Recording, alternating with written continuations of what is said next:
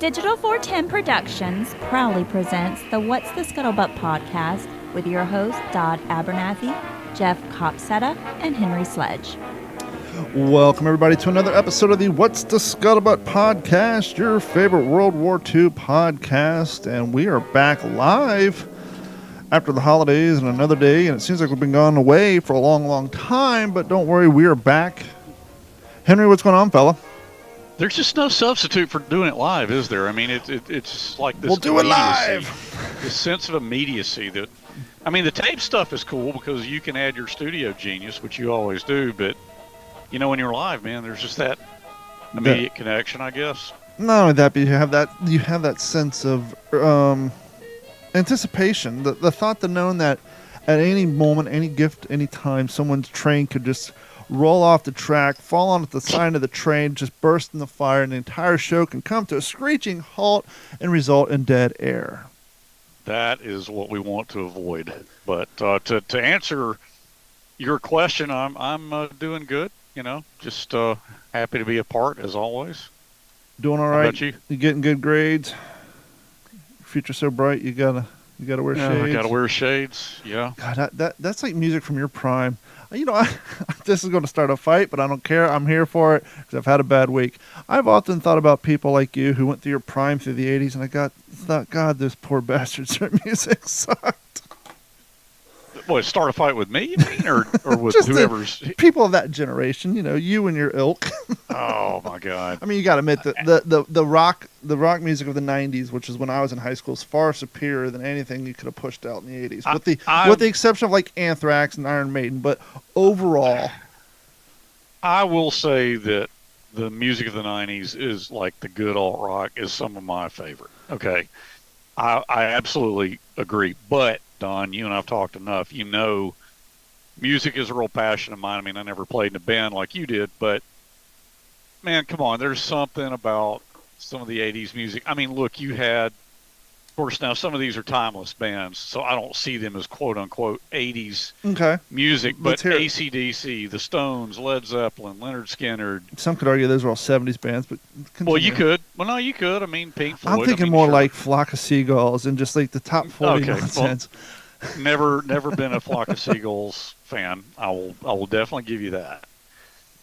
Dancing into Amadeus in your middle school dance. I actually hated that song, but isn't it funny though how there's certain songs you can, speaking of history, certain songs you can say and you go back to, like, for example, me, Amadeus. I think the first time I heard that song, I was in my parents' minivan in elementary school on our way to Clearwater, Florida for spring break.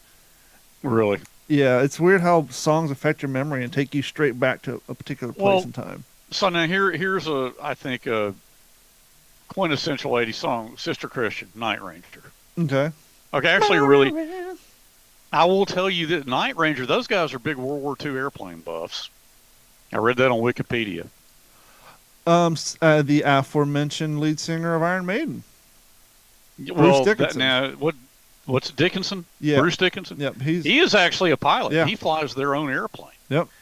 But to get back to Night Ranger, so Sister Christian, that song, which I actually really do like, but that's one of those anthemic songs that, to what you talk about, that takes me to packing up my car, getting ready to go to Auburn University for the first time.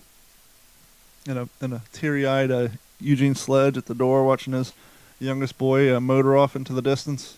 Yeah, well, I don't know that he was teary-eyed. But, probably good. One less mouth to feed. Yeah, well, I was the last one out, but...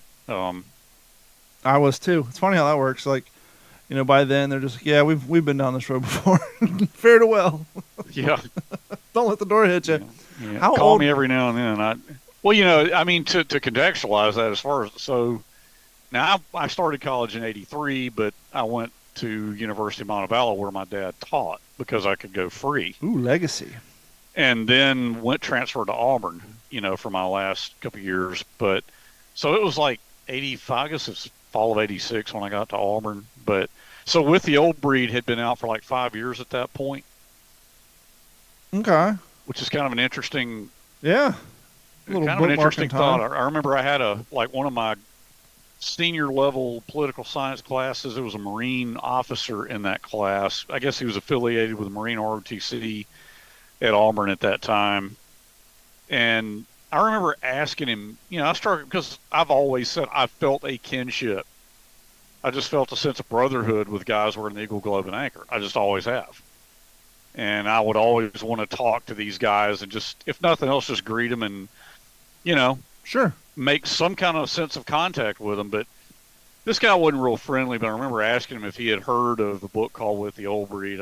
So, my dad was 1st Marine Division, something like this, trying to break the ice. And I seem to recall he acted like he'd heard of it, and the damn thing had only been out like 5 years at that point.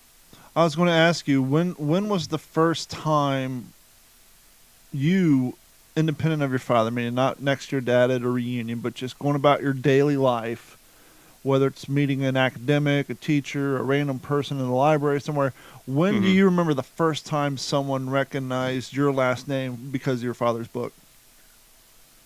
Now that would be not from back in those days. I mean, that happens actually a lot. I can give you some great anecdotes on that, which that's not what we're here to talk about tonight. But I mean, I do. Anytime you and I are together, we just throw shit at the wall and see what sticks. So no, I know, and I love it. Let's get the flinging, because as of so far, no one has emailed us at mailcall at WTSP-WorldWar2.com said, hey, would the two of you knock it off whenever Jeff is the taskmaster. He keeps us on task whenever he's away. The mice come out to play. But we have not gotten an email from anybody yet telling us to knock it off, so we shall proceed until email comes in.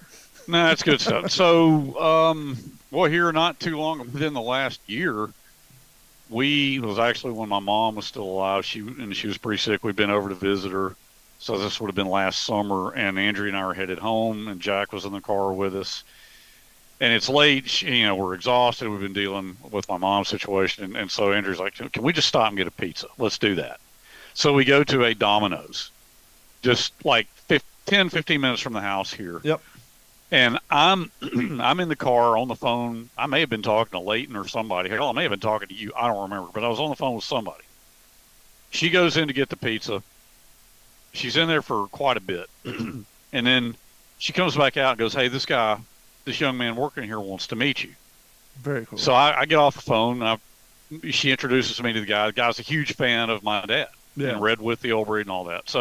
But she said when she went in there, she gave her name and all that, and this young man said, well, you wouldn't by chance be related to that famous guy who was a Marine in World War II. She said, you mean Eugene Sledge? She said, oh, yes, ma'am. And she said, he was my father-in-law. She said, you want to meet his son? He's out there in that car right there on the phone. That's awesome. So stuff, I mean, it happens. And it's, to me, it's even cooler when that happens when your kids are around to experience it. Yes. Well, it's happened to Jack. Yeah. It's happened to him. I mean, he's had adults, and then he's not into this like we are, of course, because he's 14 going on 15. He's not 35 yet. Yeah, Smoked meat or World War II. He's racing enduro mountain bikes. That's all he cares about. He's actually in New York. God love it, moment. man. You have the one 16-year-old who'd rather be outside on a bike instead of sitting inside on a virtual bike 14. on Xbox. Well, same difference. He's going to be 15 in 10 days. But yeah, no, man. I can't complain too. This trip he's on in New York is actually it was an invitation only thing, and so a small group from his middle school. It's kids who are known to have good grades, good comportment, good reputation, stay out of trouble, and this teacher will invite certain kids to be in this group, and then he'll take them to like New York or Philadelphia. And this year it was New York, and Jack got asked to go, and so he went. And so that's cool, but he'll be home tomorrow night. But yeah, that's happened to him. I mean, people have recognized the name and said, "Are you related to Eugene Sledge?" or something like that. Yeah, because it's not exactly the most common of names. Correct. Yeah, it's not like a Jones or a Smith. Hell, even Abernathy is more common than you would think. I was about to say, what do you? My first experience with the famous version of Abernathy, not me. First and foremost, as a little kid, Professor Abernathy on Chili Willy. Can't forget him. He's hardcore. Hawkeye, G.I. Joe, the real American hero. Yeah. If you actually look at the back of the card for the toy, which no one pointed this out to me as a kid, his real name, last name's Abernathy. Mm-hmm. And then Robert and/or Bob Abernathy was actually the best friend of Martin Luther King. No relation, just same last name. He's the taller white gentleman you see in a lot of the marching photos stand next to MLK. And then, like, if you were to Google Don Abernathy thinking you're going to find me, no, you're going to find a very famous screenwriter out in Hollywood who's currently actively writing screenplays and acting and stuff. So there's quite a, and when I, right after, outside of high school, kind of flows in with this. We all know that Ross from Friends played in Band of Brothers. He played a character in a movie called The Pallbearer where the person who died in the movie's last name was Abernathy. So it pops up from here and there every once in a while. And it popped up on an old episode of Murphy Brown back in the day. There you go. There's some history. When's the last time anybody's dropped the name Murphy Brown on you? I was about to say, man, that was a shot out of nowhere. We go way back. Since we're not quite in the topic yet, we're going to get in the topic. Can I just get something off my chest? You ever had one of those situations where you're just like, the world is out to get me? Yes. Or more importantly... Pretty frequently. More importantly... the automobile gods are dumping their tool bag upon my head. So you guys know I dealt with a hurricane about almost a year ago. And recently we got a roof repaired that had some insurance deductibles involved. And both my cars needed to be completely repainted. Both of them needed new windshields, new side windows, dents. They just got annihilated with airborne debris from the hurricane. So back in April, I dropped off the Volkswagen. I just said, okay, I want to stagger them. Send them to Volkswagen for one, take them 30 days. I'll get my other one back. I can kind of check out the quality of work on the Volkswagen. It sucks. Is the Volkswagen carries? Yes. Okay. It's a 2018. We bought out the lease because when the lease was up, we went to the lot and they had nothing except for like $70,000 SUVs we weren't interested in. But the plan was, we know we're going to get rid of the Volkswagen at some point, so let's send it in as the pawn. If it comes back with the craftsmanship, I won't let them touch my Tundra.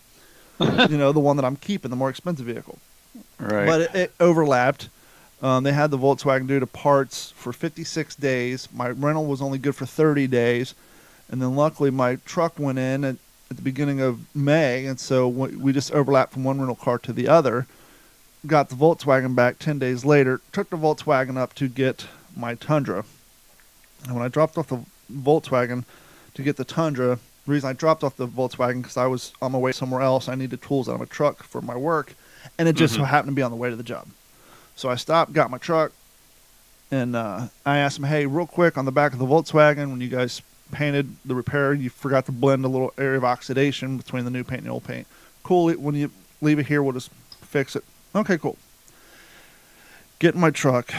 Long story short, I start noticing splotches and grease all over the interior of my truck. I'm really trying to make this long story short, just so I can get it off my chest.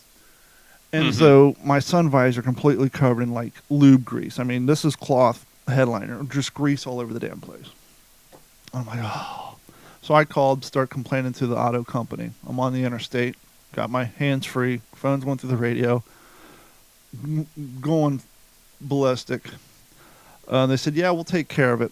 As soon as I hang up the phone, I'm in the fast lane. A rock flies off of a semi, hits my brand new windshield, which is why I have grease all over the inside of my car, because whoever reassembled my headliner after pulling my window out. Why did it have to take your window out? Because on Tundra that has all the backup sensors, the radar for cruise control, all that's mounted on the rearview mirror set. So they have to take down the headliner and unplug it and calibrate all that crap. Breaks my brand new windows. I literally was in possession of my car for 20 minutes. And my windshield's already broken. No, it's never simple, man. So I go do the job. I come back. I get the key for the Volkswagen. They buffed it out. I told the guy, I said, whoever put my truck together needs punched in the mouth. And I just left. So long story short, yesterday, I shoot a video. It's on YouTube, but it's private. I just sent it rough draft, but it's well performed because I shoot YouTube videos all the time. I called up the shop. I said, hey, what's the manager's, the shop owner's email address? Because I picked up my truck.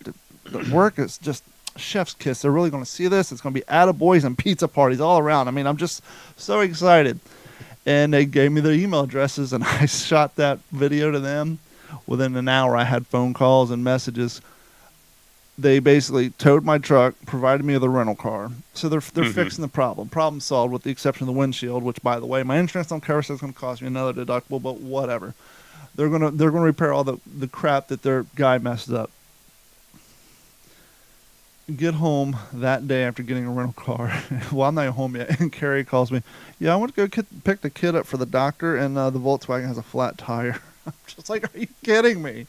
Oh, Drove all the way home, and there's a 3-inch long lanai screen screw in the sidewall of the tire. And I'm just like, if it's not one thing, it's the other. And the sidewall of all things. Yeah, right on the edge. I mean, it probably could have put a plug in there, but we were needing to get 2 new tires anyhow. Because as I said earlier, we were planning on trading it in, so we only replaced the 2 front tires. That way they wouldn't hit us on the lease for brand new high-end tires from Volkswagen. But since we couldn't change it out, we ended up keeping it. And so we need to replace back tires. Anyhow, it's just like brand new car window gets broken, get my Volkswagen back. Now I got a flat tire. It's just like, can I catch a break here? I just got so much other crap going on top of all this. And to have that laying in my lap. Well, it always comes at the worst time. And I bring that up for you guys because that's why we didn't have a show last night. It was like 8:30 and I'm changing tires on my driveway. And I'm like, Henry, there's no way in hell I'm going to get done, get showered, and do show prep and be ready to go. So that's the unforeseen circumstance in which we weren't allowed to do a show yesterday, but life goes on. Well, it was fine with me because I had just done my last machine inspection in a place, pretty remote place. It was like a good hour and a half away. I was with another rep, and he doesn't live anywhere near me, but we followed each other to that location. We take care of that machine inspection, and then he goes home, and I punch in navigation. I had an hour and a half drive to get home, and when you call me, I was still trying to make my way home, and I was pretty tired at that point. So it worked out okay for me. So. Well, and as you said before we went on, boy, it's summertime. I'm in Florida, you're in Alabama, and damn, it's hot. From the YouTube live stream, DJ Bowen said, just wanted to say, glad to see you guys back. And of course, as I'm reading it, okay, glad to see you guys back doing your thing. We'll be listening in the AM. Have a good night, fellas. And for those of you who don't know, for those of you who only listen to us or watch us via the video, thank you for that. But the audible format of this podcast, which is actually how it's intended to be digested, is available on basically every platform that you can get podcasts on, including the off-brands that I didn't even know. Somehow they just find my RSS feed and put it on their platform. So it's anywhere. Just look for WTSP World War II or What's the Scuttlebutt Podcast. You know what? Let's go ahead and get this out of the way, because that way when we delve into the topic, we don't have to try to throw the brakes on it to make sure we get all this other stuff in. As we said earlier, if you get tired of our wild ramblings about non-World War II, you can email us, and or if you want to email us about World War II stuff and tell us how great we are or talk about topics, please do so at mailcall@WTSPWorldWar2.com. Jeff usually reads the emails, but he is out tonight, so I will take up the duty and fail miserably, but here we go. Hello, everyone. I'm not sure if you heard the news on Guadalcanal, but a Chinese company has begun to strip the area around the Alligator Creek. The company is saying they are digging for gravel for a construction project. The field in and around the Ichi Monument has been stripped of vegetation, and the fields have all been dug up. They have set up cement pads, buildings, and equipment to continue digging up gravel. There is worry from many of the Japanese burial pits in the area, possibly of ordnance and other historical artifacts. This is not good. Hoping that tours in the area can continue in the future. We kind of talked about this a few weeks ago with Jared. We as historians, amateur, professional, or otherwise, depending on who you're talking to, we have a desire and a love for historical landmarks, historical battlefields, historical places, and would love to see them preserved as much as possible. But when it comes to areas such as some of the areas in the Pacific, the landmass available to the indigenous people or the people who currently live there are such a great premium. You kind of, as much as you hate to see it, you kind of understand that it has to be developed at a certain point. And I was about to say, that begs the question. It's like when I went to Peleliu, Eric Maylander, my friend who was my guide, it was like his 7th time to go. He had gotten a monument made to go on a tank that was out in the jungle that had run over a Japanese aerial bomb, buried as a mine, and it blew it up, killed the guys in the tank. Well, the unit commander Gill was his name, of that unit, 710th Tank Battalion. It was actually his tank, but he was not on board it when that happened. But he went with us, and where I'm going with this is because Eric wanted to have this plaque honoring Gill and the dead members of the crew who did not survive in World War II on that day. He wanted to place that plaque on the tank, on that spot in the jungle. Well, the problem was, and it is now, that since got worked out.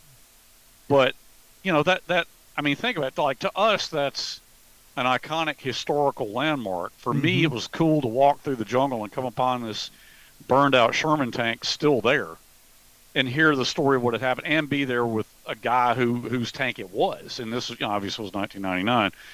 So a lot of World War II vets still with it. But the problem with him placing that plaque, that land was private land. Yeah. That belonged to a local Palauan villager. And you can't just go, like if where you live in Cape Coral, if that was some iconic battle in the Civil War or whatever, maybe in the days of DeSoto or something. I mean, something iconic happened there. People from all over the world can't just troop into your backyard and put a monument up. That land belongs to Don Abernathy. And not only that, but in the case of this Palauan, this wasn't a monument of a civil war or a war that had some intrinsic value to the society of the Palauan people. This was a war that was brought upon their property, victimized them. They were stuck in the middle of it. Yes, they were happy the Americans came and saved the day, but I'm sure a lot of them are like, why should we continue to be victimized by this war that we didn't want? And now you're wanting to prevent us from possibly getting some prosperity by developing our land. I'm sure a lot of them are like, well, why do we got to keep living this? This wasn't our war. It happened on our soil. We were victims. Yes, we're glad it went this way, but it doesn't have the intrinsic value to us because it wasn't our people dying in masses here, other than, those who were being enslaved and treated horribly. I'm sure some people are like, hey, that was 80 years ago, and somebody wants to pay me some money to put a 7-Eleven up over here. Bring the money. Oh, sure. Well, and look, man, I mean, the most important color in the world is green. Actually, it's zeros and ones because most of the countries are going to digital currency and they don't care about the green anymore. But but I'm speaking yeah, absolutely, symbolically, metaphorically. But to go back to the sand spit, where Colonel Achiki went across, and which beautifully represented in the Pacific. It's one of my favorite events of the Battle of Guadalcanal. And incidentally, Richard Frank has dug up research that Ichiki was actually not the Japanese officer's real name. I got to get more on that story, but I don't know. I've read what you just read there, Don. I've heard that. I think I saw Scott Freund post something. It's horrible to hear that. I mean, I don't know what the Chinese company is trying to do. It makes me wonder. You would think, because that's a highly populated area right there near, not far from where Henderson now, Haniara International Airport is, where you would fly into Guadalcanal, what used to be Henderson Field. But I don't know what their intentions are, what they're trying to do, and if they purchased that land from the local Solomon Islander who owned it. They probably did, because they've been buying up land all over here. And on the same token, somebody sent me an article asking me about this, but looks like things have changed. I won't read the whole story, just the headline. Solomon Islands Prime Minister rules out China's military base and says Australia is their security partner of choice. So I guess there was a period of time where the Prime Minister of the Solomon Islands was considering allowing China to build some bases down there. But he apparently has... I'm sure the Chinese would have loved to, because... all they got to do is turn to page 1 of a Pacific War history book. Hey, this is a great place to interrupt the flow of supplies and communication to Australia. I mean, but it's. I really hate to hear this, because seeing that spot on Guadalcanal. I mean, there've been like our buddy Dave Holland. Yeah, I need to get his take on this. We ought to get him on here to talk about it. Reach out to him, because I have another. I got another letter along the same lines. And the people who sent them these emails didn't know these emails are not up on the website yet, which, by the way, as per suggested by Jeff and Henry, we now have posted the emails, kind of like you would see in a magazine or a newspaper letter to the editor. All the current mail calls you guys send in are located at our website, WTSPWorldWar2.com. under Contact Us. You'll see the mail call, and they're all there, at least the last month or two, and we'll continue to put them up there, especially those that include photos or links to documentation that you guys may find interesting. And so on the same topic, Donna writes in, I saw on miltours.com that the U.S. government's Department, DOD, are planning to build an advanced training base on Peleliu. If that information is correct, they will destroy the World War II historical sites and restrict visitors from visiting the island and battle sites. Just a thought. Would like to know what you guys think. Oh, good Lord. Yeah, seems like all the property's getting sucked up down there. Huh? Seems like all the property's getting sucked up down there, but once again, when there's only so much property to use and there's strategic strong points down there, I guess somebody's going to want to use them. Well, I had not heard that. There's some people I'd really like to get their take on it. The Palau Islands certainly have strategic value. I mean, the placement of them, the location. I mean, I know it's been endlessly debated about. I don't think it's a forgotten battle anymore, but it could have been bypassed. We all know that. Yeah. But you cannot change the geographical value of where it is. It was a hugely active Japanese Naval Air Force base, or sure. Naval Air Base. Man, that's something. I don't care where it is in the world. Somebody is going to take it and try to exploit it. Be it put a hotel for a bunch of damn tourists, or natural resources, that, or military a major staging area, or what have you. I mean, you're never going to escape that. You're never going to get out from under that shadow. But I would hate to see that, because there's so many. I mean, God, I've had so many people ask me, "Oh, would you be interested in going to Peleliu?" And I want to go back. And so, if you guys are wanting to book us, pay for the flight, we'll be happy to come. So, yeah, we want to come. Short answer is yes. I mean, to get back to Peleliu, there are a lot of things, particularly on Ingusibus, that I'd like to do. But, and my friend Damon Stout, who I'm working on the documentary film about VMF 114, and Major Robert Stout, who was the Marine pilot commanding that squadron, and they flew close air support for the Marines on Peleliu. We've been talking about trying to get something going as we work on our documentary film. But, people can talk about going back all the time. Who knows when it can actually happen when you throw in your normal life and children and bills and career and all that. Yep. But it would break my heart to think that I would not have the option to go and visit. I mean, when I was there, Don, I remember there was a ceremony because a lot of Japanese were there. Because it was the 55th anniversary in 1999, and I remember meeting this nice gentleman, this nice Palauan Islander, and he was dressed in nice khakis and a golf shirt. He was the Palauan Minister of Justice, and I met the President of the Republic of Palau, a very distinguished-looking gentleman, and he was honored to meet me and said, "I have your father's book on the coffee table in my office." Wow. I mean, so. To think that you couldn't go back, and I don't think Peleliu is as virginal now as it was when I went, but it's still pretty unspoiled.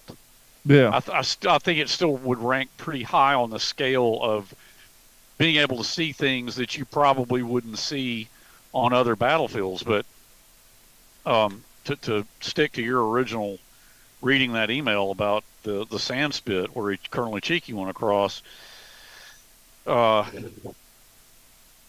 it's so painful to hear that, because that's an iconic place in the pantheon of Pacific War memorials that I would like to go visit one day. Yeah.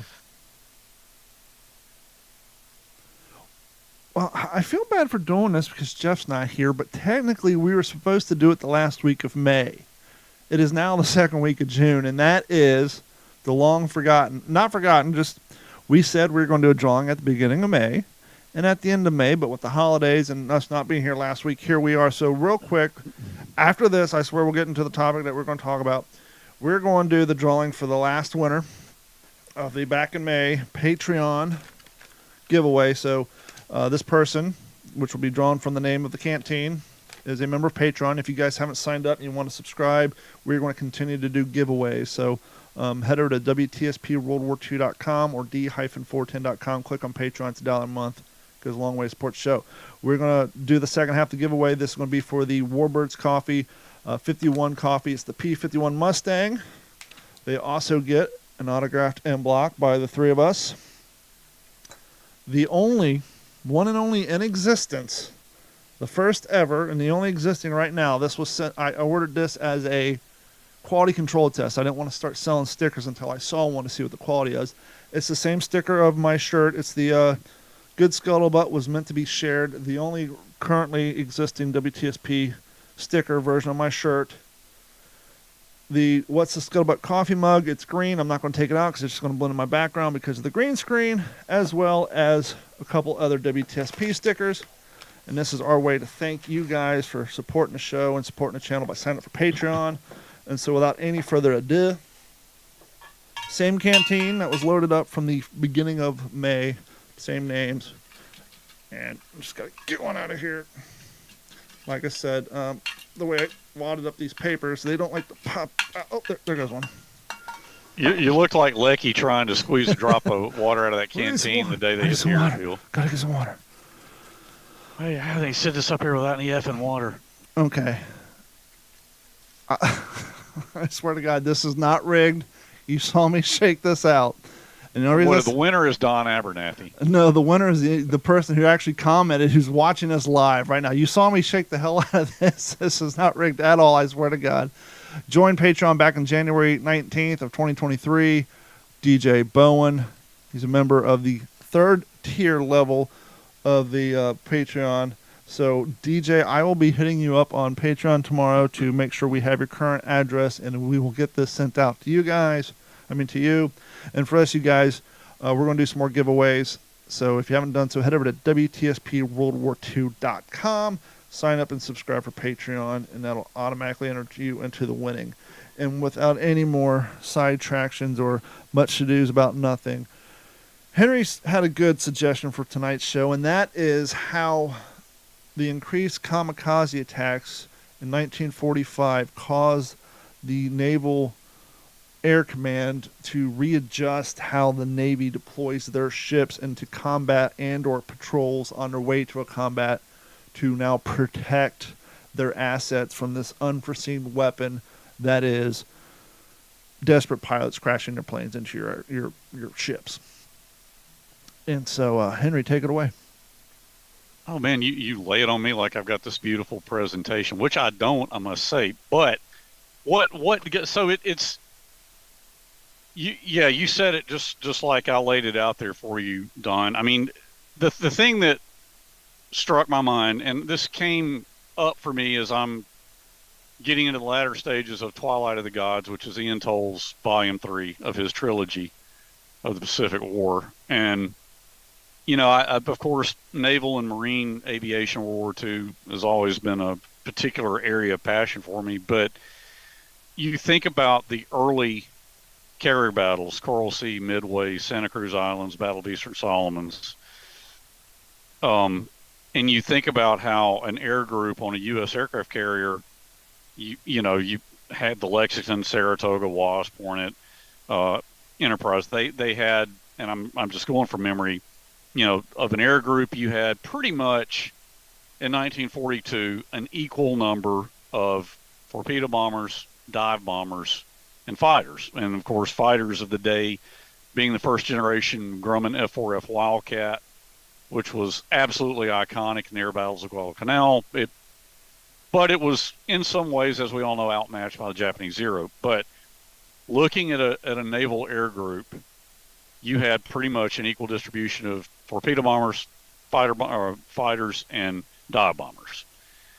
And then as you move on into the latter stages of the war, things were not going in the Japanese favor. We're advancing irrevocably on the Japanese home islands. After Iwo Jima, we now have the capability to have B-29s hitting the Japanese home islands using Iwo Jima as a base. I mean, hell, we put P-51s on Iwo Jima to fly air cover. But the Japanese become desperate. They come up, essentially, they begin using the Kamikaze Corps. And I'm not trying to go into a detailed history of the Kamikaze Corps. I want to keep this a two-way conversation, okay, Don? But, it's just interesting to me that as we get past Iwo Jima, U.S. strategy begins to focus on the Philippines, so we're talking January, February, March of 45. We're not yet to Okinawa because that was April of 45. But we know we're going to win at that point. We're a juggernaut. We can't be stopped, but we just don't know when we're going to have the Japanese the Japanese threat completely eliminated. We do know that after the Marianas Turkey Shoot, which was essentially the Battle for the Marianas Islands, June, July of 44, massive numbers of Japanese aircraft were shot down by the U.S. task forces.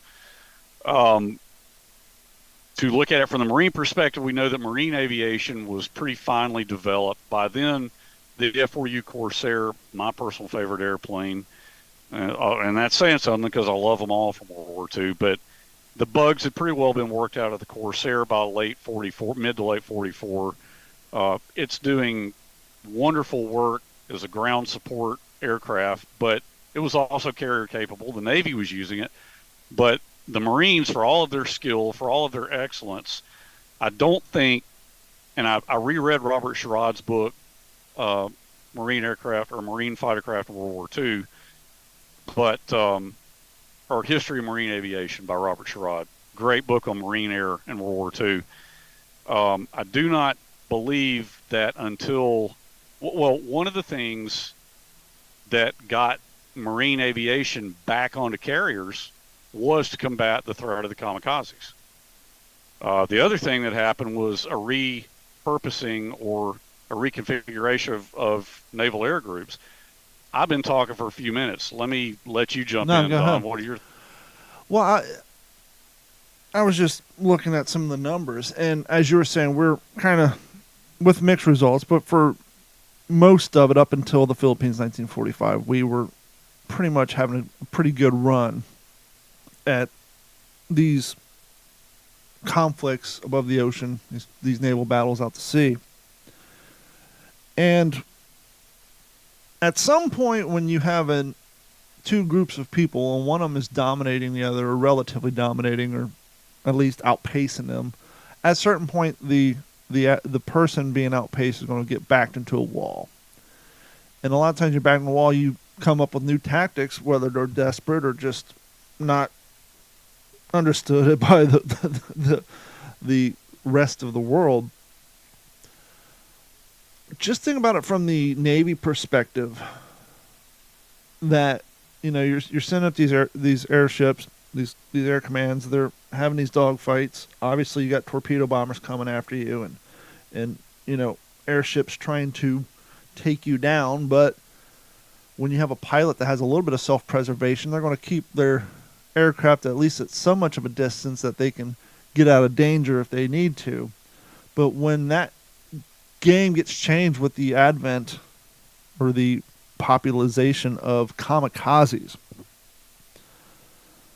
and the amount of damage their first interaction at this caliber at around Philippines. I'm just going to read this real quick from a Navy historical website. Japan initiated kamikaze attacks in response to the invasion of the Philippine Islands by the U.S. military forces on October 1944. Although hints about adopting suicide tactics had been picked up before then, their use on a wide scale came as a surprise.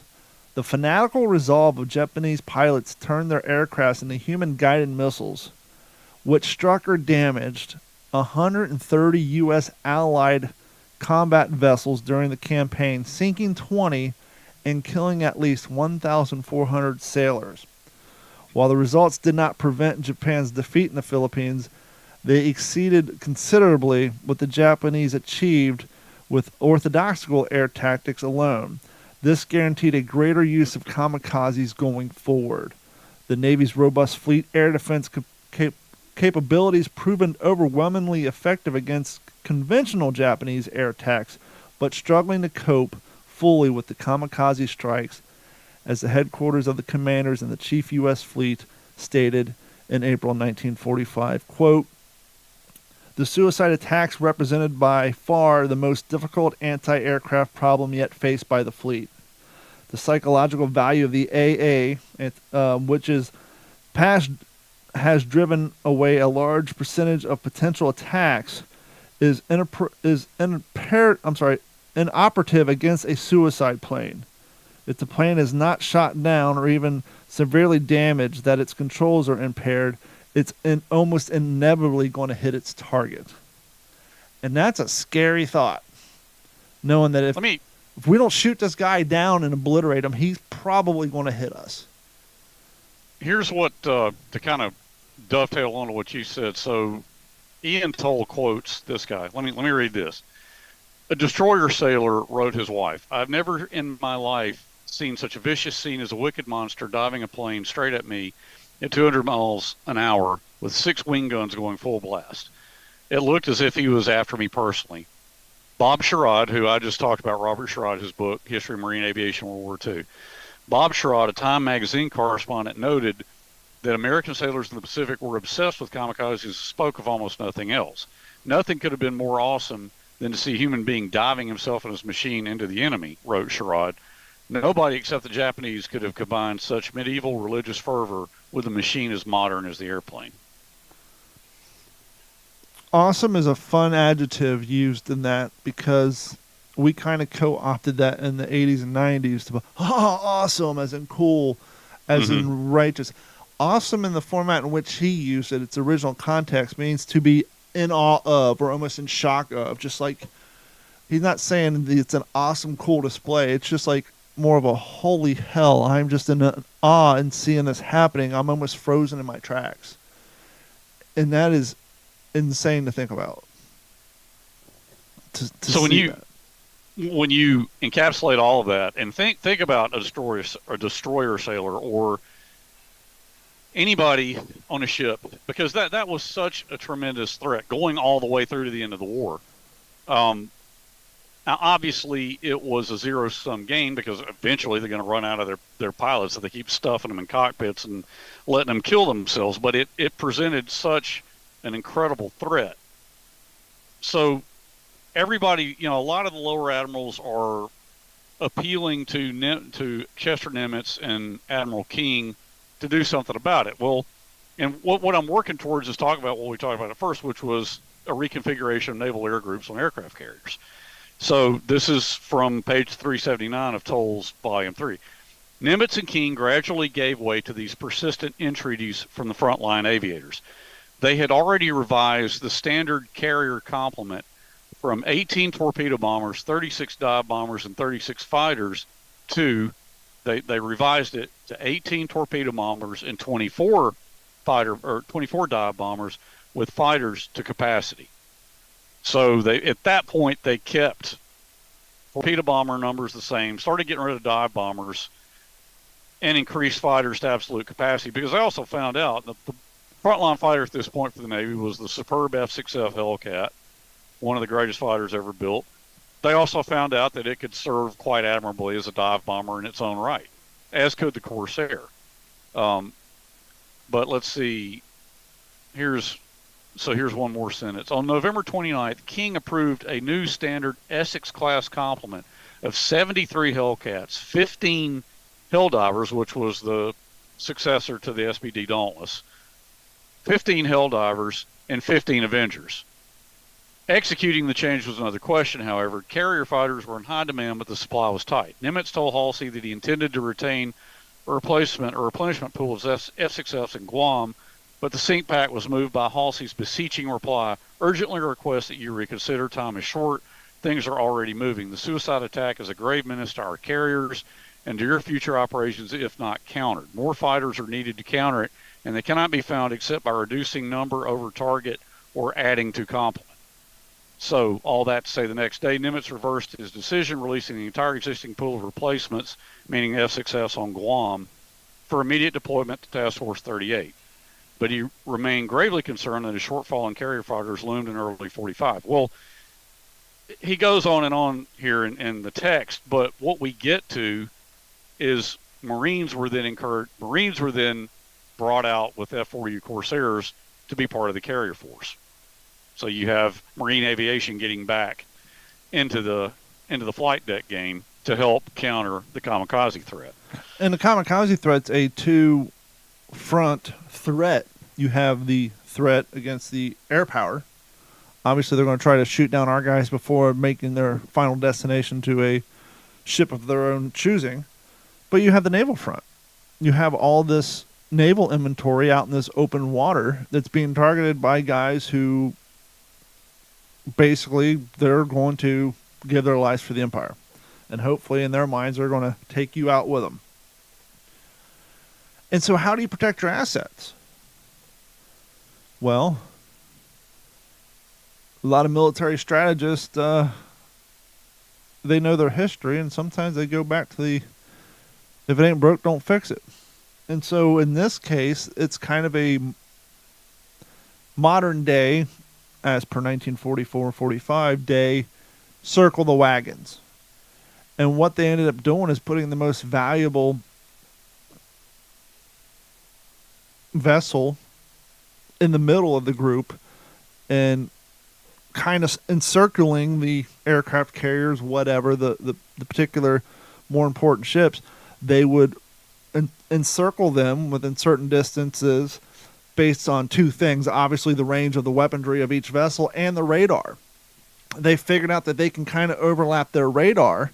And so if you have your aircraft carriers, and all your major battle command vessels in the middle, then you have your destroyers, and then your screeners, and then your little battleships, things kind of flare out, and each one has its radio capabilities depending on its size. You can increase your radar range substantially by, the people in the outer circle are going to pick it up first.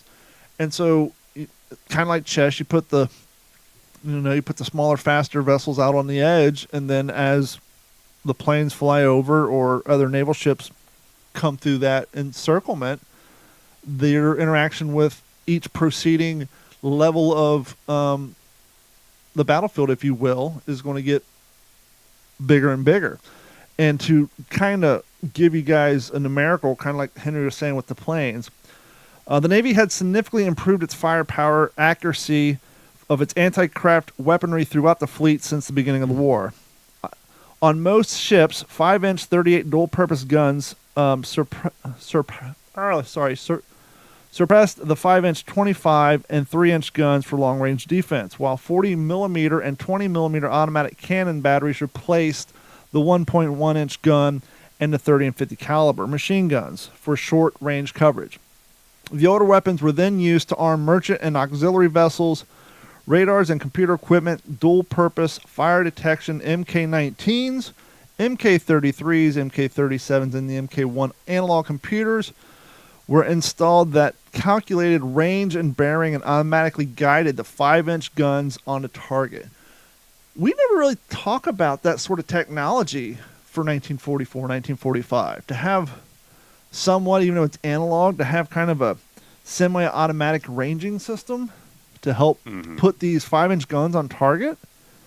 Because I think a lot of us think when we see the naval guns, we kind of think, oh, that's just a bigger version of the tank. You got guys in there whining wheels and verbally looking at sights. But no, they had rudimentary analog computers to help sight these. So this is interesting.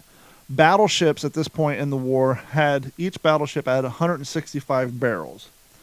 And let me break that down for you so it makes sense.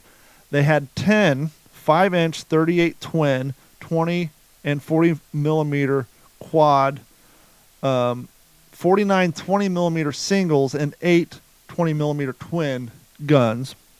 Heavy cruisers had 83 barrels, which breaks down to 6 5-inch 38 twins, 12 40 millimeter quads, and 23 20 millimeter single gun pieces. Light cruisers had 50 barrels. Large cruisers had 102. Fleet aircraft carriers had 136, which ranged from 4 5-inch 38 twins, 4 5-inch 38 singles, 17 40 millimeter quads, and 56 20 millimeter single guns. Light aircraft carriers had 40 barrels. Escort aircraft carriers had 37 barrels. Large aircraft carriers had 158 barrels, breaking down to 18 5-inch, 54 singles, 21 40-millimeter quads, 28 20-millimeter twins, and finally the destroyers had 42 barrels, coming down to 3 5-inch, 38 twins, 3 40-millimeter quads, and 2 40-millimeter twins, and 10 20-millimeter twins.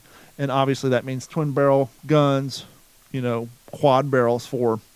And so they had stacked those vessels with as much firepower as possible to help defend from this new air weapon by the Japanese known as the Kamikaze. So all of that, and here one last paragraph I want to read from Tolles to add, I think it tacks on what you just said. To these defensive tactics, and he's referring to repositioning, like bringing more carriers into the center of the air group, into the cruising formation, so that the number of fighters over them is increased. Yep. To these defensive tactics, and also what you're talking about, increased firepower with more AA capability. To these defensive tactics, they added an offensive air striking system called the Big Blue Blanket. On strike days, the carriers sent big formations of F-6F Hellcats to patrol over enemy airfields on Luzon, because in this case we're talking about leading up to the Philippines, and rotated replacements into the area all day long, thereby maintaining a continuous daylight presence directly over the enemy's lines. Enemy planes taking off or attempting to land were shot down. Thatch, and he was referring to Jimmy Thatch, who was the iconic naval pilot, by then a higher level commander from days of Coral Sea and Midway. Thatch arranged a 3-plane strike rotation with launch and recovery times carefully staggered to keep the blanket in place, and we quote, rolled up quite an impressive total of aircraft destroyed, some in the air but mostly on the ground, end quote. So to step back from all of that, I mean, what a Herculean effort on the part of the Japanese to counter an irreversible threat from us, but in the end it was all futile. But you look at everything I've pointed out and you've pointed out, the level of effort that went into trying to counter that, and yet it still ended up being a horrific. I mean, I think at Okinawa the Navy lost more sailors than at every other battle. Yep. Because of the Kamikaze threat. So it took. I mean, it's so interesting. I mean, it took such a massive repurposing of everything, reimagining, rethinking, re-strategizing, shifting resources around to counter that.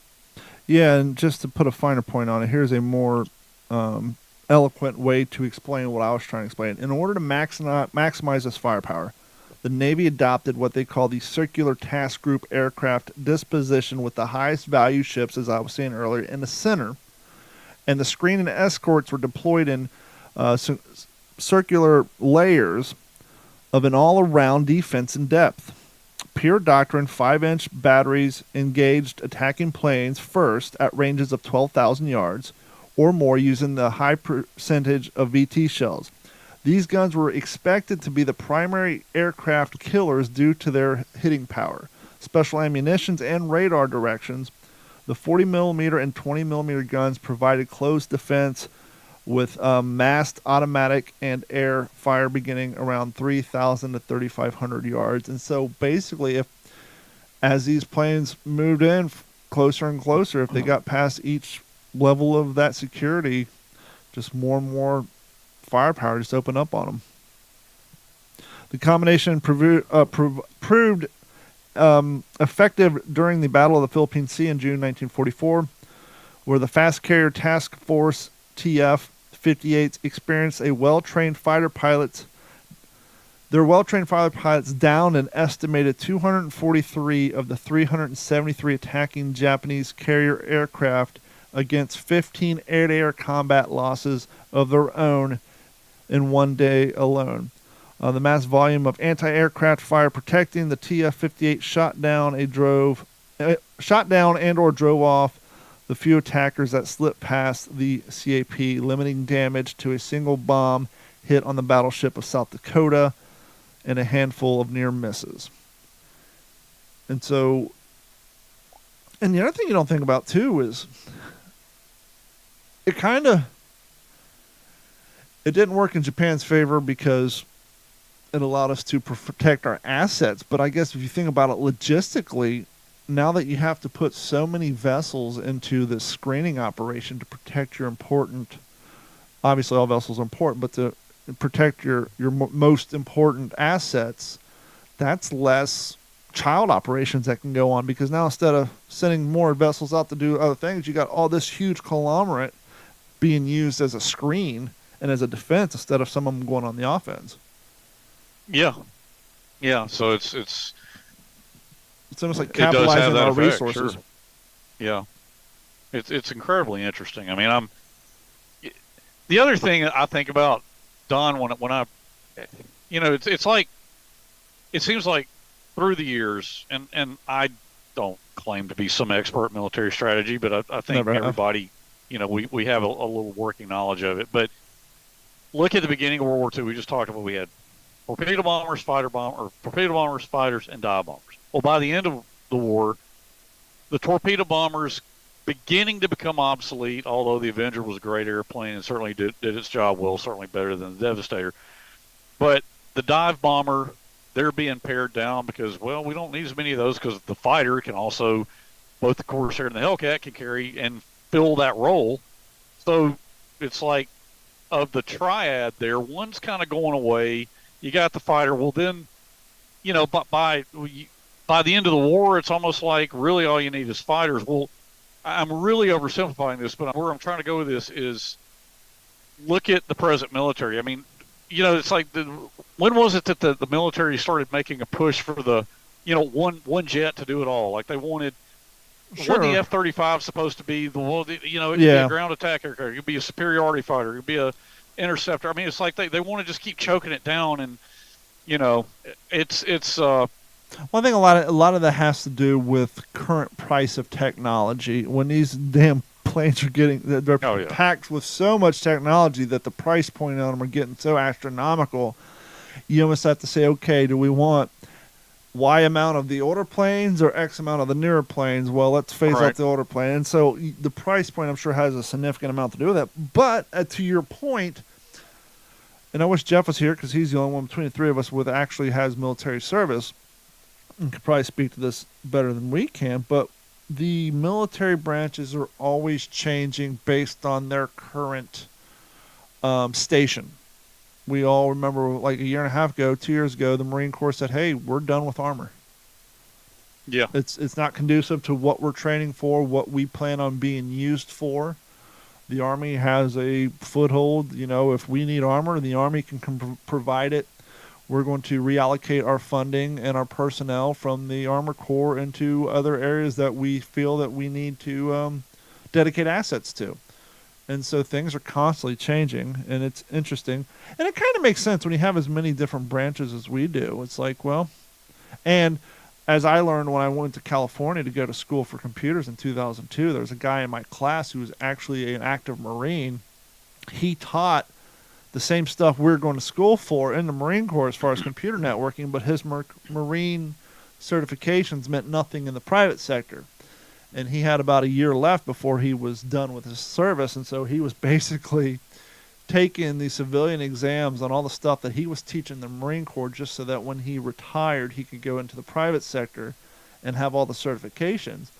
And the crazy thing is I learned from him that out of all the branches, the Marine Corps is the worst funded. And this was that doesn't surprise me. This was in 2002. Yeah. I was in California. Windows XP had been out for a while. Windows 2000 had already been out for quite a while. So Windows XP was replacing Windows 2000. Windows 2000 Server was still the cat's meow, but 2003 was well in development and would take it over quickly.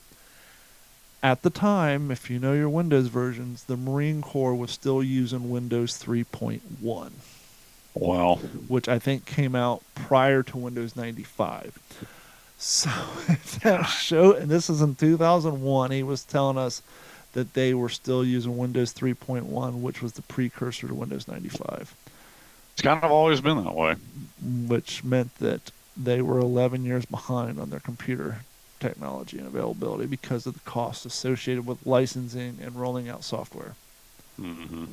And so when you got to take your budget into consideration, especially when it comes to, vehicles.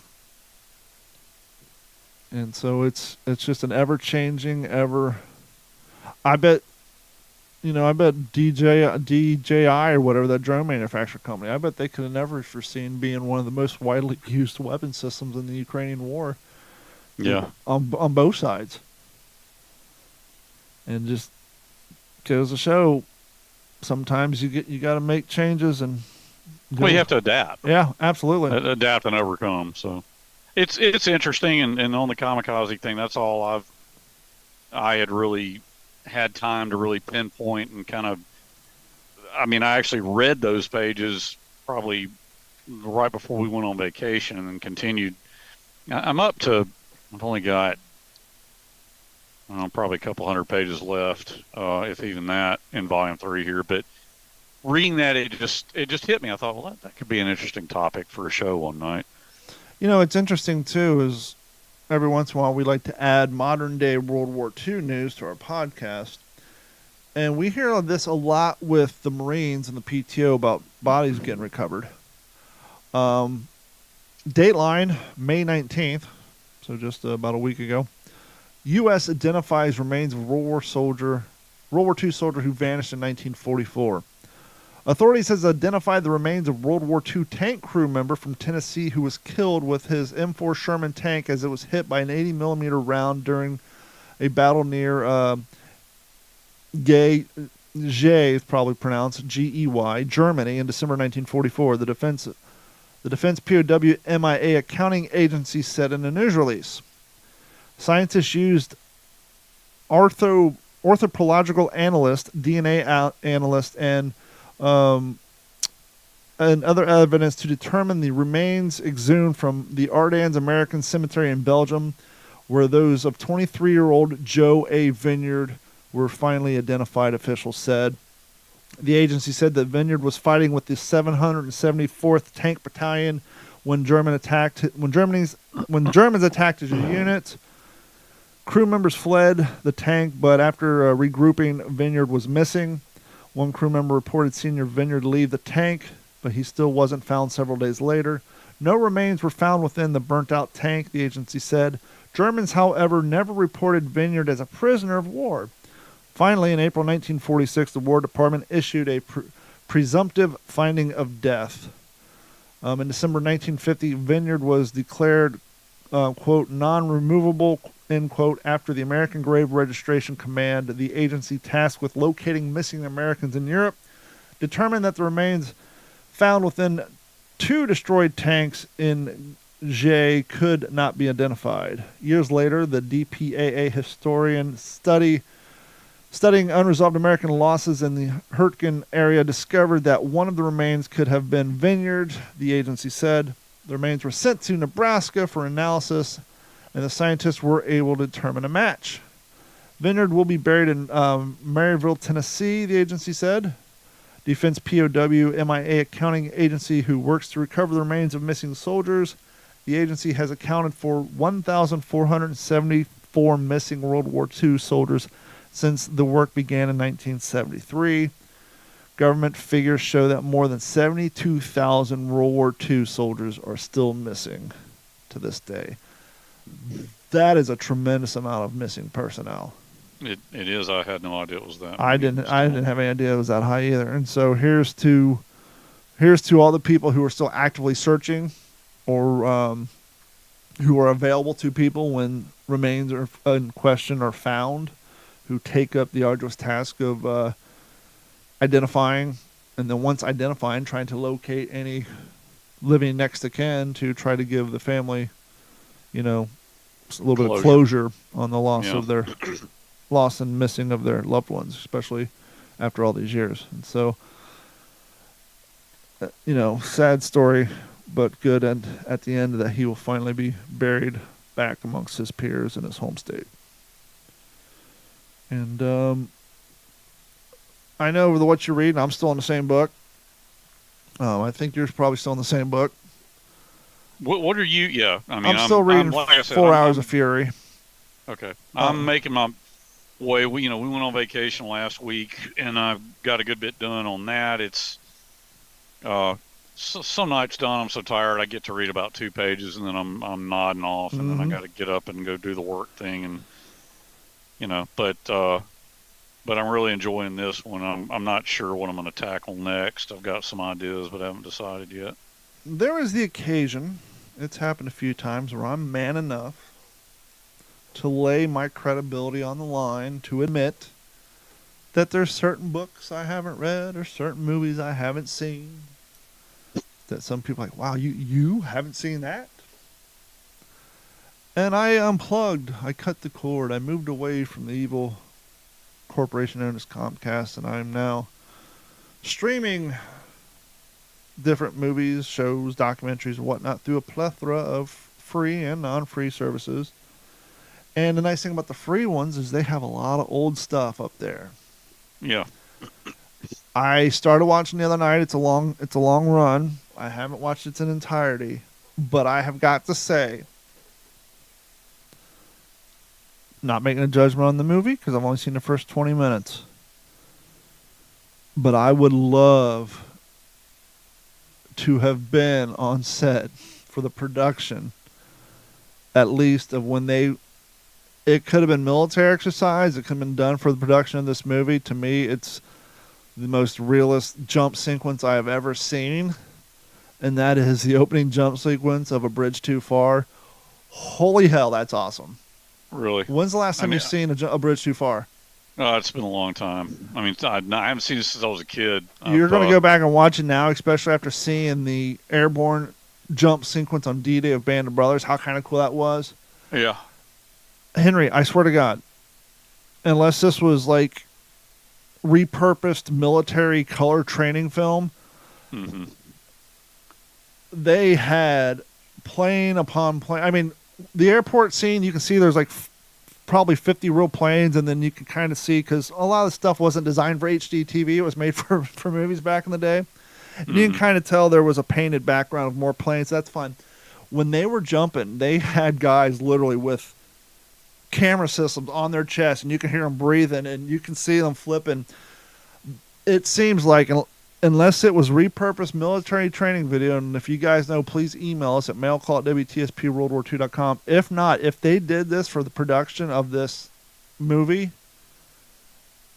the jump sequences, real people, real sticks jumping out of real planes, complete with 3 or 4 of them having cameras mounted on their chest, so you can see them hit the ground and actually hear them go, ugh.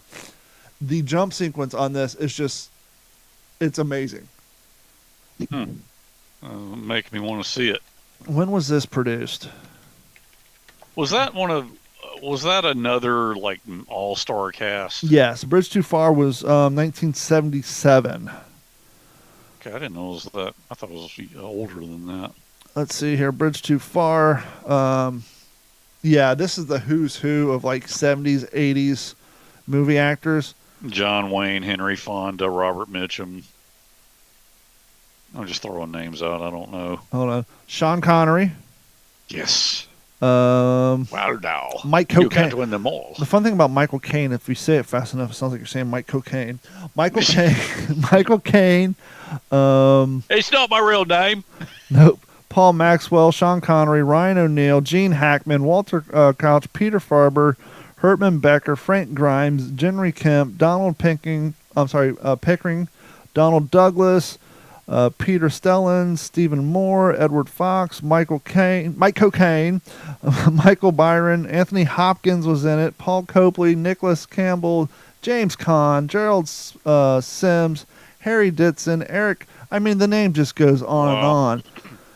But I think I saw it on, maybe it was on Pluto or Freebie, one of them. Just watch the first 20 minutes, and when they start doing the jump sequence, it's amazing. Because like I said, you actually see them coming, falling from the plane. Their chutes deploying. You actually see them when they go on the plane. They have all the I always just assumed, because I never packed a parachute, that, the system that they hook to the static line that goes down, was already according to this movie, they showed them all laid out on the bench. So that when they got on the plane, they grabbed it, attached it to the part on their reserve chute. I mean, on their pack, and then held it in their hands. I'm gonna watch the rest of the entire movie, but A Bridge Too Far. Yeah, you're making me want to see it now. And there's a scene I saw. There's a scene on there. There's one of the British airborne soldiers has a chicken. You're like, why would he have a chicken in his pack? Well, it turns out that was a brief nod. They don't explain it, but it was a brief nod to Merrill, the parrot chicken, in the Battle of the Ardennes. September marks the 75th anniversary of World War II Operation Market Garden, during which a hen named Myrtle parachuted into the Battle of Arnhem with the British 1st Airborne Division. Apparently, this chicken was the British Airborne Division's mascot, and it had made a few other jumps. It didn't fare too well in the Operation Market Garden. Let's just say that it was one of its last jumps. So if you're wondering why there was a chicken in one of the British Airborne guy's haversack on the plane, that's a nod to Myrtle, the chicken. Yep. But so check that out if you haven't seen it. Like I said, I can't say for the entire movie if it's great, if it's accurate. Just if they filmed that jump sequence for that movie and it wasn't like training video from the color training video, they put a lot of time, energy, and effort, because they couldn't just hire people to jump. They had to hire, certified parachutists to do that jump. And there wasn't just 4 guys that they replicated with a computer. I mean, they do a wide shot and you just see parachute after parachute after parachute. And you can see all the planes flying in the V and them all just coming out. And in 1977, they did not have that sort of computer technology to fake that. And that scene in and of itself is fantastic. And so I'm looking forward to watching the rest of that movie.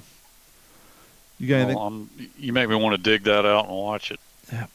Dig that out. Maybe when it starts cooling off. Didn't Cornelius Ryan write the book A Bridge Too Far along with The Longest Day? No, let's find out. A bridge to... Well, I can't type today, which is crazy because I type 12 hours a day. The book, Bridge Too Far. Bridge Too Far. Yes, you're correct. You win the prize for authored a book recognition. Yep, Cornelius Ryan, Bridge Too Far. I've told you I've seen a questionnaire that my uncle, John McManus, sent me a picture of because he unearthed it in the archives that Cornelius Ryan sent to my uncle, along with obviously thousands of soldiers that he knew had been in combat at D-Day. And it was asking in my uncle's handwriting where he answered these questions. Do you still have that? I haven't. I have an image of it. John McManus sent me an image. Send me that image so we can put it up on our website. I need to come and pushing on. I need to do that. Yeah. Pushing on toward fall when the weather starts cooling off and we get back into talking ETO stuff, which not that we don't talk about it during the summer, but you know how it is. When it's warmer, I focus on the Pacific. When it's cooler, we kind of move to the ETO. Yeah, it's hard to put yourself in a foxhole in the Battle of the Bulge when you just walked in from on the grass in 98 degrees. Yeah, exactly. But I've been wanting to dig that file up that he sent me. It's an image of it, and read that on air one night because it's really interesting. I mean, it's things I wish I could go back and ask my uncle, who was a tank platoon commander in 741st Tank Battalion, as you know, but probably our listeners may have heard me say, but it was really interesting. That's one of my regrets too, as somebody who finds themselves in this position now, that my grandfather passed away, I think, in 2002, who, as we've said many times before, did grave registration over in Europe. If I would have had the in-depth interest and knowledge back then so that I could have sat down and talked to him in depth about where he was and what he did, in a way that wouldn't, bring up the bad side of stuff. But sure. Here's kind of a cool note. I've often give credit to my friend Danny Eaton's father, who was a gunny sergeant in the Marine Corps when I grew up in elementary school. I've often said we lived in a neighborhood called Steeplechase, which was the old military housing around Rickenbacker Air Force Base on the southwest side of Columbus, Ohio, who was named after the World War I Air Force ace, Rickenbacker. Mm-hmm. At this time, it was a minimum Air Force base, had air shows every year. It's basically a stopping point for other aircraft as they're going to more in-use bases to refuel and stopping points. But now I think it's completely closed down. I think it's a FedEx base. But I give Danny's dad a lot of credit to my interest in a lot of the stuff, along with my grandfather. I just found out Danny just won for like the second year on the road. Top 3 journalists in the state of Ohio. Mm-hmm. So it's kind of that's amazing, and it's also nice to know that there's still some people trying to keep journalism alive. So he just won another award for top 3 journalist in the entire state of Ohio. So that's cool to hear, cool. Especially in the long line of our appreciation for people who put pen to ink. And so congratulations to him. I think it's about going to wrap it up for this episode, the comeback episode of the What's the Scuttlebutt podcast. We want to thank each and every one of you for your continued support. And if you haven't done so, please head to youtube.com, find our channel. You can look for it at Digital 410 or D410 Media. Either way, it'll find us. Please like, subscribe, and view some of our videos. You can watch us stream live every Monday. Or if you're currently watching the stream and watching our videos in chunks and you want to download the entire show and listen to it in your car, the bathroom, jogging, at work, wherever you find time to listen to audio format, please download us through whatever app you like. And if you're currently listening and downloading us through the Apple Podcast app, please give us a 5-star rating and a nice review so that Apple will suggest us to other people who listen to like content. And that's a nice way to get our name out there and getting us out amongst the world. Henry, do you have anything coming down the line? Well, it's I guess it's getting closer ever so slowly to September, when I will be going to England to be part of the We Have Ways History Festival. Nice. Which is the James Holland History Festival. He actually has a couple, but that is one. He invited me to it, and they're going to fly me over there, but I'm going to take my wife and son at my expense, Sure. Because I want them to go too. And we'll probably, my wife and Leighton's wife will probably hang out, and then Jack and I'll go to the History Festival and ride around on some tanks, and Leighton will be there, and so that should be cool. Well, the good news, every third person in the world hosts a podcast. So while you're over there, just stand on a chair and say, who's got a closest studio, and then hit me up, and we'll do an episode while you're over there. You can borrow someone's studio. I mean, it's September 8th, 9th, 10th, something like that. We've still got all the details have yet to be worked out, but I emailed James Holland and said, I just want to make sure, you invited me. I just want to make sure you want me to come. He emailed me right back. Yes, I absolutely do. And looking forward to it, blah, blah, blah. So more to come on that. That's, I guess, in September. But I don't want to get too far into it. I had a conversation with another conversation with the Library of Congress person today. Also, Matt Leach, our buddy Matt Leach, Leighton's friend, We Happy Few, 506. He was Sergeant Talbot in Band of Brothers. Matt called me a couple of weeks ago. We conversed about this. There's possibility of a symposium at the Library of Congress early 24, of which I would be, of what they're telling me, I would be a significant part of that. That is still very early in the planning stages. And that is a separate conversation from what I have already mentioned to you before about them having an interest in my father's Bible. Sure. So I don't know where that will lead to or end up, but I can tell you they're interested in a symposium type event early 24. More to come on that. That's about it right now, man. I'm still slugging away on my second draft of the book. Only thing coming my way in 2024, I mean, we got some events coming up. It's been a light summer for me. But starting next year, I'm not going to let any cats out of the bag yet. But there's a huge event that happens every year down here in Florida, World War II event, that the existing two organizers are kind of stepping away because they getting up there in age, and they have asked me and two of my companions in the Florida World War II community if we would take over this event. And so starting in 2024, I will be one of the primary 3 organizers of this huge event, which will be interesting, and I'll have to bend Jeff's ear a lot because he's organized a lot of living history events. This one's well established and well maintained, but maybe having some new blood into it will help build it, because it has been swaying back. Well, the entire community has been swaying back and forth since the pandemic, and the numbers aren't where they once were. And so maybe we can come up with new ideas to get more people in attendance.